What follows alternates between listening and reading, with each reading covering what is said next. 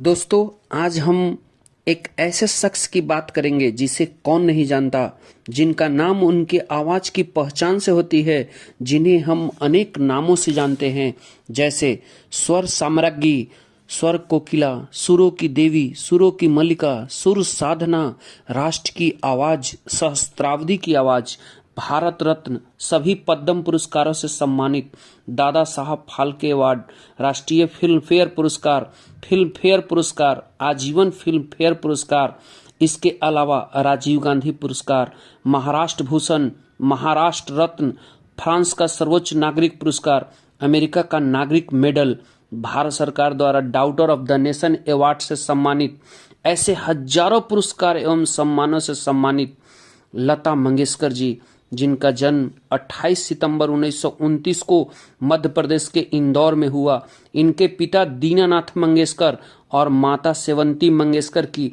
5 संतानों में सबसे बड़ी एवं अन्य बहनें मीना, आशा, उषा एवं भाई हृदयनाथ मंगेशकर थे।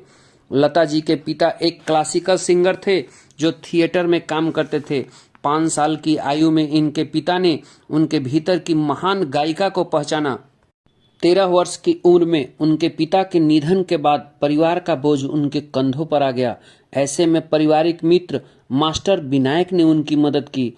लता जी सिर्फ एक गायिका नहीं थी, सिर्फ एक आइकन थी। वह भारत की चेतना, भारतीयता, हिंदुस्तानी संगीत और हिंदी कविता, बांग्ला एवं उन तमाम भाषाओं का हिस्सा थी जिसमें उन्होंने गीत गाए। वे 36 भाषाओं में लगभग 30,000 गीत गाए। 8 दशक के अपने करियर में उनकी आवाज ऐसी थी कि कोई भी उनका दीवाना हो जाए। उनके हजारों गीत सदियों तक संगीत प्रेमियों को मुग्ध करेगा। भारत के संगीत में उन्होंने जो आवाज दी, उसके कारण दुनिया को भारत को देखने का एक नया दृष्टिकोण मिला। लता जी की जादुई आवाज की दीवानी पूरे दुनिया थी। लता जी का पहला गाना मराठी संगीत नता लल्ली चेतस्वी नवाली है, जबकि पहला हिंदी सॉन्ग माता एक सपूत की दुनिया बदल दे तू। 1947 में जब भारतीय इतिहास नए मोड़ पर था, तब फिल्म संगीत में सुर बदल रहे थे। केएल सहगल की मृत्यु, नूरजहां का पाकिस्तान चले जाना, शमशाद बेगम की आवाज का मध्यम पड़ना, जैसे एक सूरज का अस्त हो रहा हो, एक नए सवेरे के लिए उनकी बाहक बनी लता जी।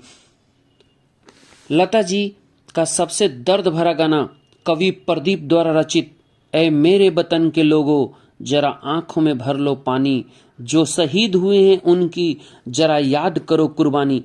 एक गाना 1963 में नई दिल्ली के नेशनल स्टेडियम में तत्कालीन राष्ट्रपति सर्वपल्ली राधाकृष्णन एवं प्रधानमंत्री जवाहरलाल नेहरू के मौजूदगी में एक गाई थी। एक गीत भारत चीन युद्ध 1962 में मारे गए सैनिकों की याद में गाई थी। लता जी भारत के सबसे लोकप्रिय, आदरणीय एवं सबसे अनमोल गायिका हैं। वे बहुत ही शांत स्वभाव एवं प्रतिभा की धनी थी। आज पूरी दुनिया की संगीत उनके सामने नतमस्तक है। लता जी की आवाज, जिसको सुनकर एक सुकून का एहसास होता था, मन में सकारात्मक ऊर्जा का संचार होता था, जो कानों में मिश्री घोल दे, मन खुद ब खुद गाने को मजबूर हो जाए। ऐसे ही अविस्मरणीय आवाज थी लता जी की।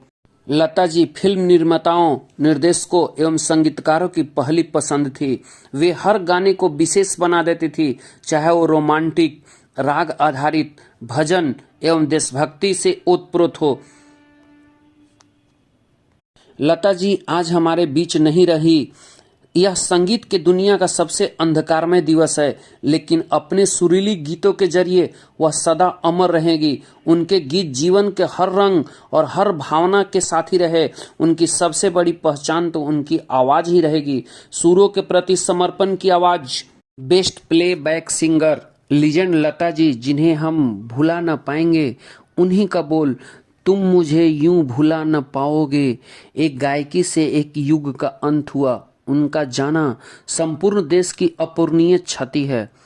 दोस्तों, यदि यह अच्छा लगे तो प्लीज एक बार चैनल को जरूर सब्सक्राइब करिएगा। आपका दोस्त, आप